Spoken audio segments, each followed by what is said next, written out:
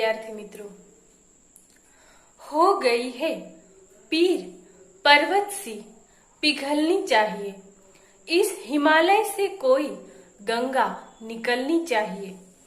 आज यह दीवार पर्दों की तरह हिलने लगी, आज यह दीवार पर्दों की तरह हिलने लगी। शर्त लेकिन थी कि ये बुनियाद हिलनी चाहिए।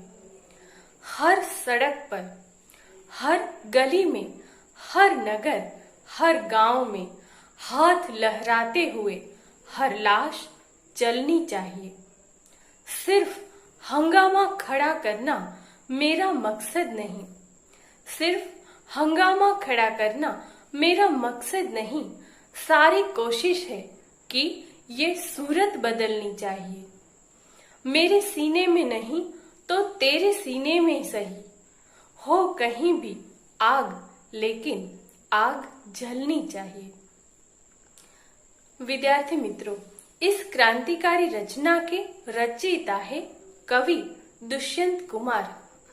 ऑनलाइन एजुकेशन में आज हम उनकी ऐसी ही एक गजल बाढ़ की संभावनाएं का अध्ययन करेंगे, जो विषम परिस्थितियों के साथ उम्मीद की किरण को बरकरार रखने का संदेश देती है।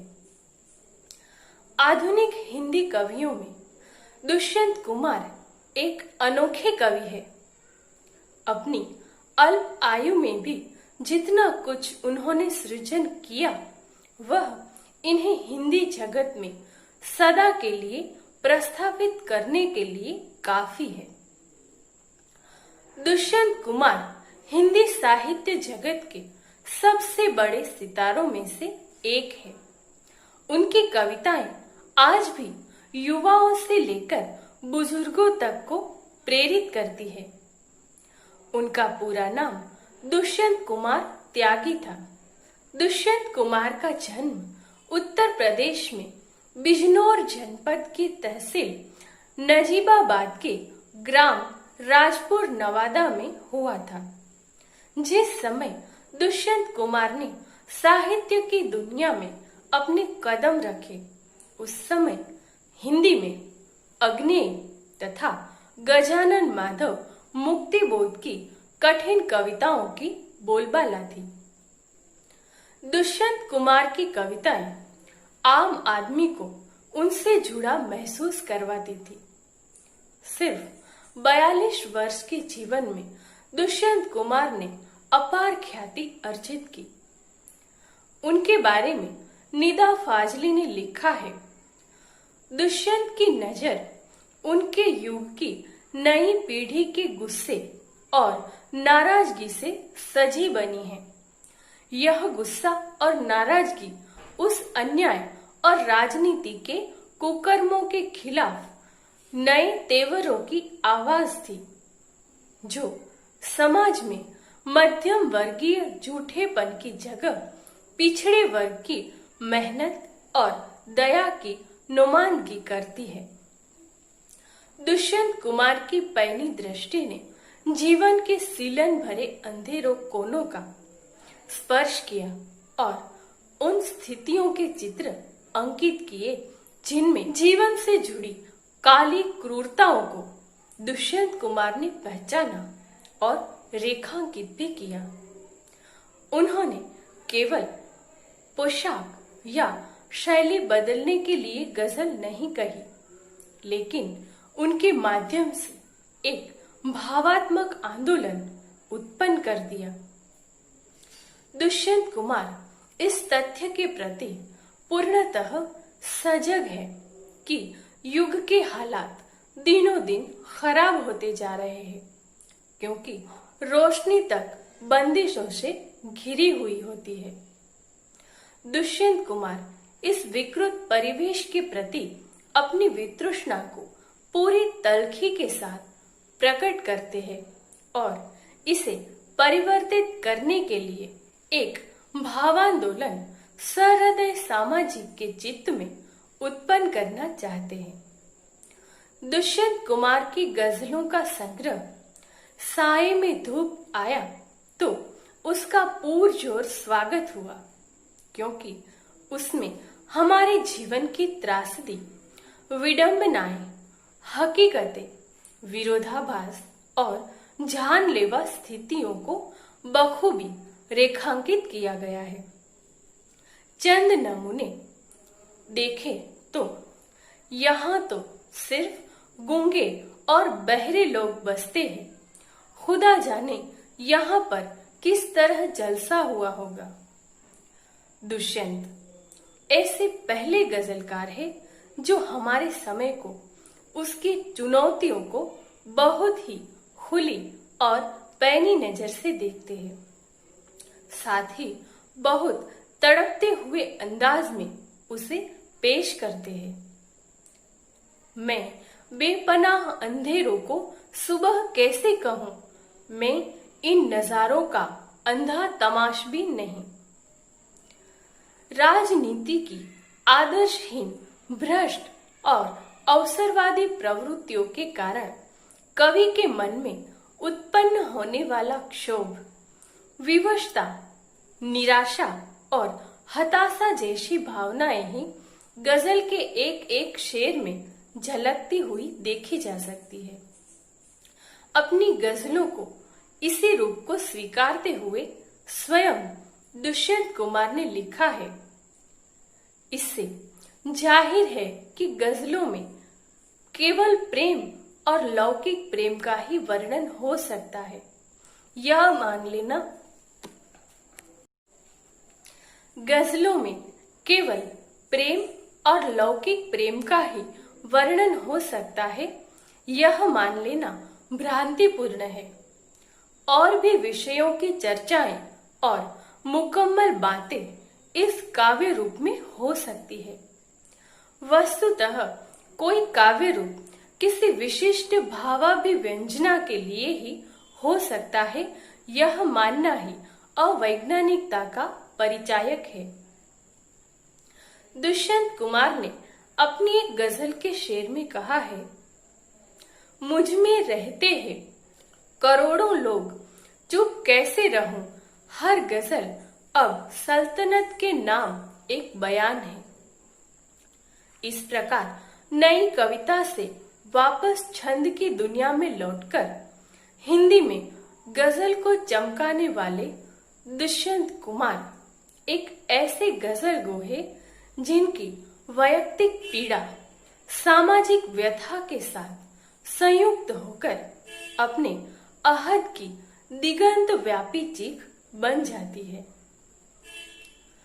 लेखक के परिचय के बाद देखते हैं उनकी इस गजल को। इस गजल में कवि नदियों के किनारे बने हुए घरों को बाढ़ के किसी भी समय आने की संभावना से सावधान करते हैं और अपने कीचड़ युक्त पांवों के साथ राजप्रासादों के कालीनों विचरण करने से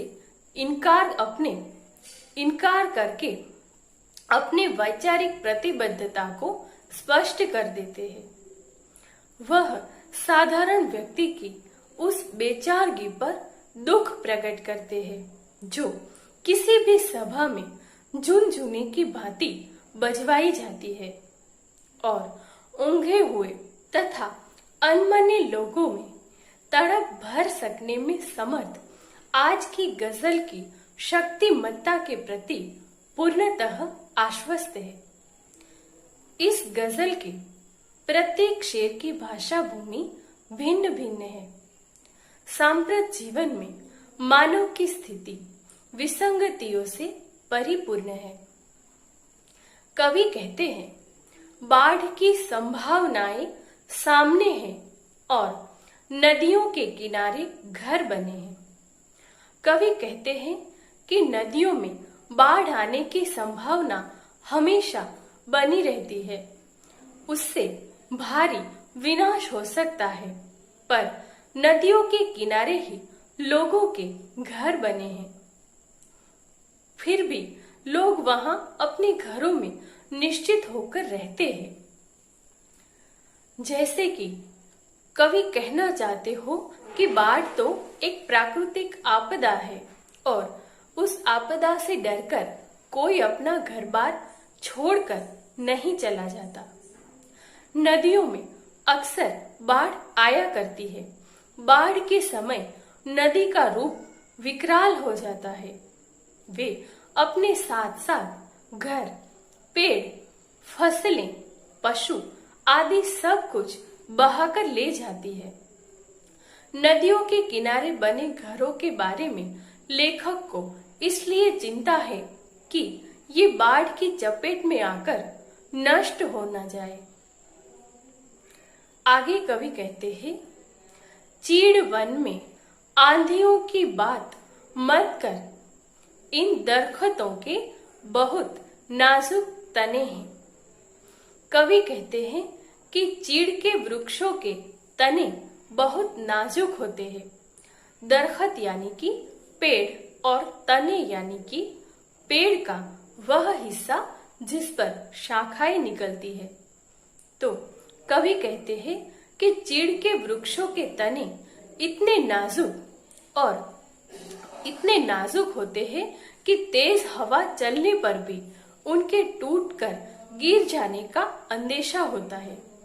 इसलिए चीड़ के वनों में आंधियों की तो बात ही नहीं की जा सकती। आंधियां चलने पर तो चीड़ के सारे वृक्ष धराशायी हो जाएंगे।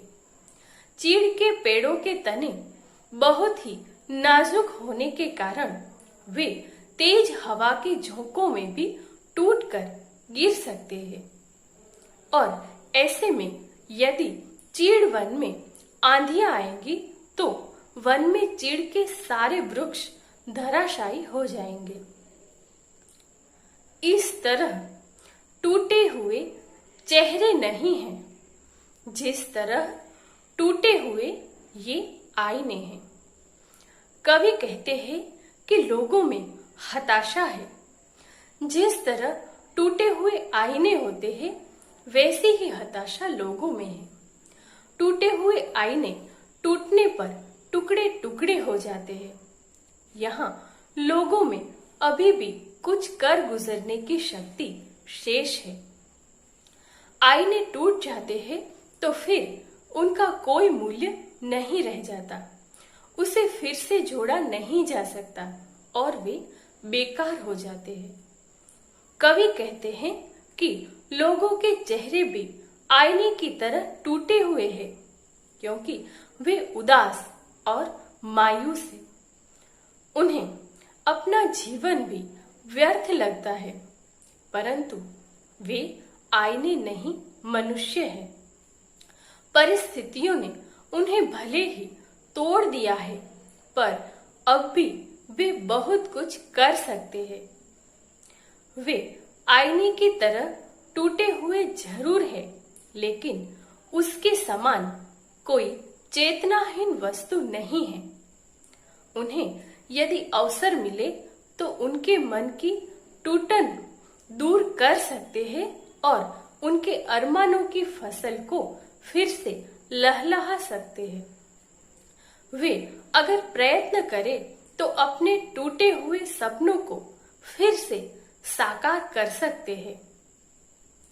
कवि आगे कहते हैं, आपके कालीन देखेंगे किसी दिन, इस समय तो पांव कीचड़ में सने हैं।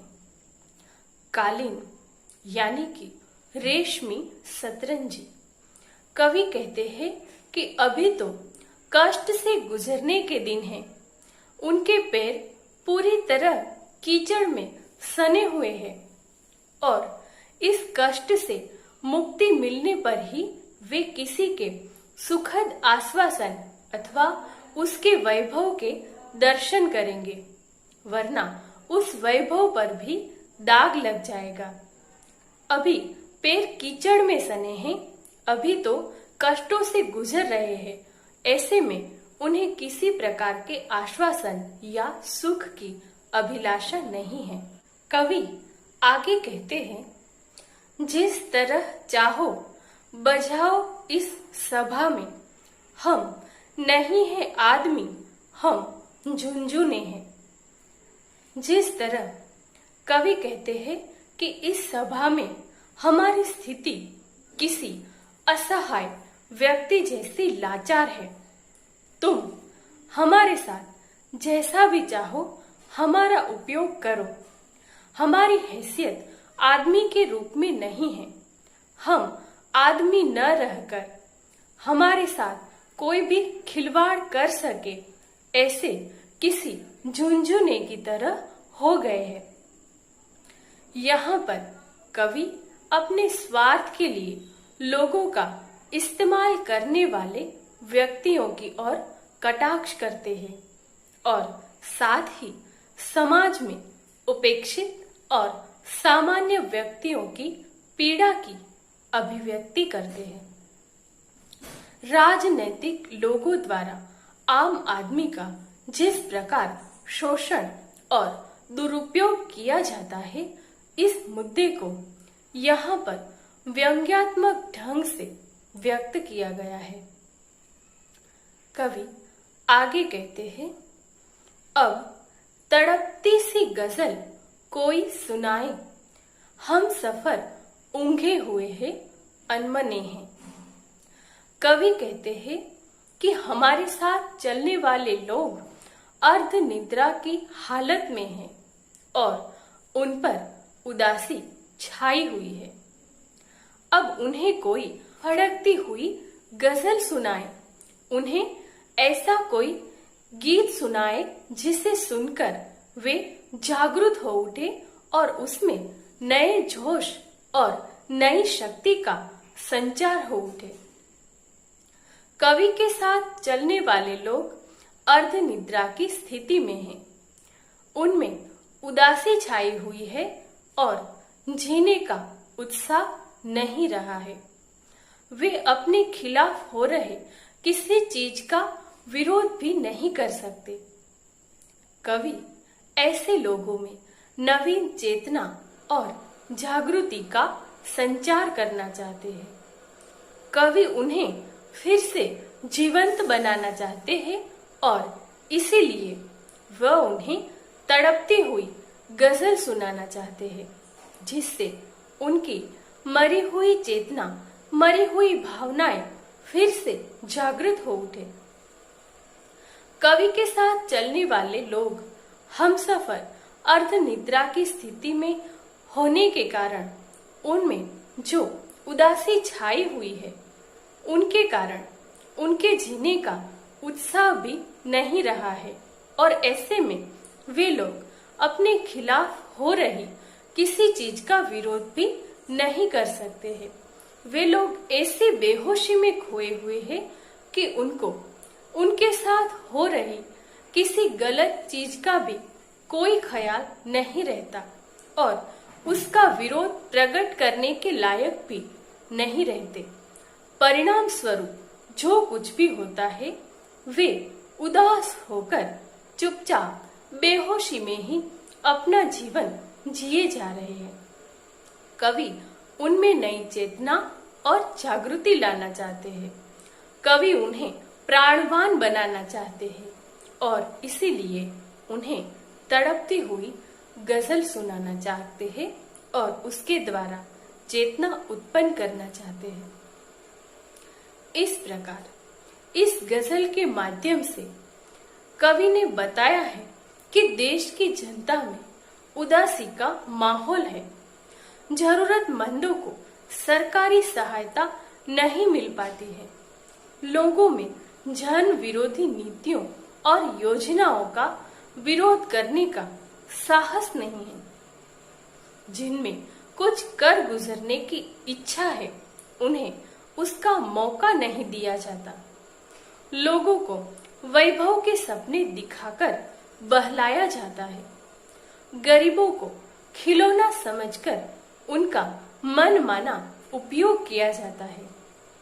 इस प्रकार इस गजल में सामाजिक और राजनीतिक यथार्थ का सच मुखरित हुआ है। तो इस वीडियो में आज हमने बाढ़ की संभावनाएं गजल का संपूर्ण अध्ययन किया। नमस्कार।